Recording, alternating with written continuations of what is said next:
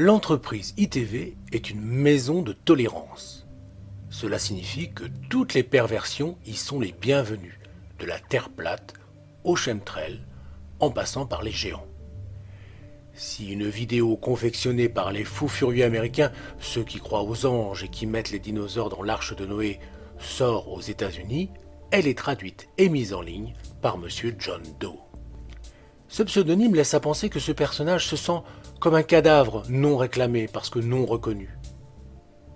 Non reconnu, c'est justement comme ça qu'il voit son travail.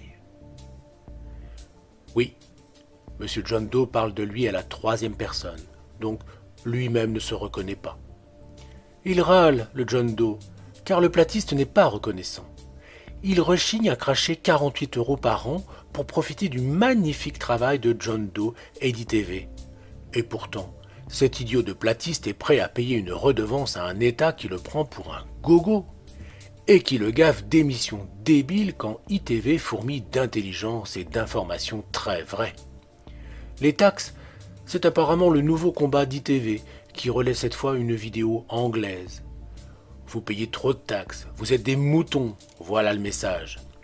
C'est vrai que ce serait tellement mieux de payer pour l'école, les soins, les services publics en général. En revanche, les lecteurs d'ITV auront peut-être un peu plus de mal à les verser, ces 48 €. Et pourtant, John Doe se démène pour nous ouvrir les yeux. C'est que nous sommes des gobeurs de première catégorie. Nous n'avons aucun esprit critique, nous croyons béatement ce que nous avons appris à l'école. Et c'est pourquoi ITV va remplacer toutes ces informations par d'autres informations. Quelle différence entre les unes et les autres? Eh bien, celles d'ITV sont vraies. Et comment reconnaît-on les vraies informations des fausses? Eh bien, les vraies informations, elles sont comme les fausses, sauf que, enfin, elles sont beaucoup plus vraies puisque John Doe vous le dit. Et tout ça pour la modique somme de 48 €. Alors, ne crachez pas dans la soupe et venez donc apprendre, par exemple, que toutes les agences spatiales sont de mèche. La preuve, elles ont tout un dessin en forme de chevron dans leur sigle. Une fusée? Va-t'en, petit mouton. Les arbres géants ont existé. En tout cas, ça ressemble sacrément à une souche d'arbre. Les cercles de croissance en moins. À cette époque, les arbres poussaient en faisceaux, c'est comme ça.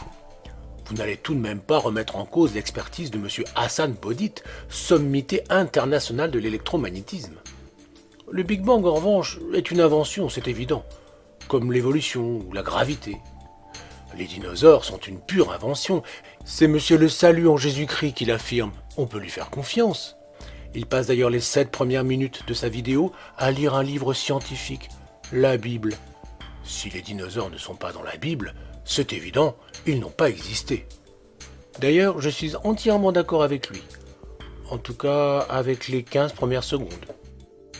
Bonjour à tous, je suis Kim Gall. Je voulais maintenant faire une vidéo pour vous prouver qu'il est absolument impossible d'être croyant, de croire au Dieu biblique et au Seigneur Jésus-Christ, d'être chrétien, clairement.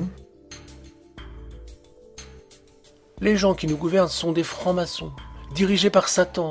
Le CERN et la NASA sont aux ordres de ces Illuminati reptiliens et nous empoisonnent avec les chemtrails.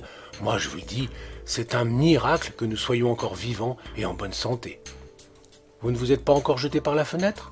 Alors, méditez les paroles de Goebbels, mises en exergue du site du Lapin Blanc. Si vous dites un mensonge suffisamment grand et continuez à le répéter, les gens finiront par le croire. Ce n'est pas John Doe qui répéterait encore et encore un mensonge, non, ce n'est pas son genre.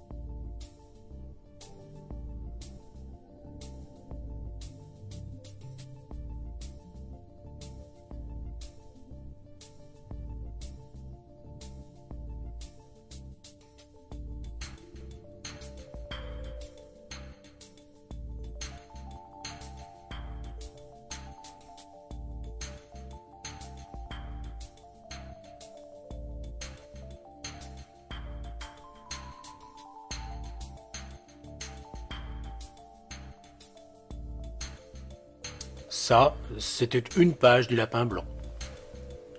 Alors, ne pas vouloir dépenser 48 € pour cette somme d'informations qu'on ne trouve pas ailleurs, quelle ingratitude! Cachez-vous!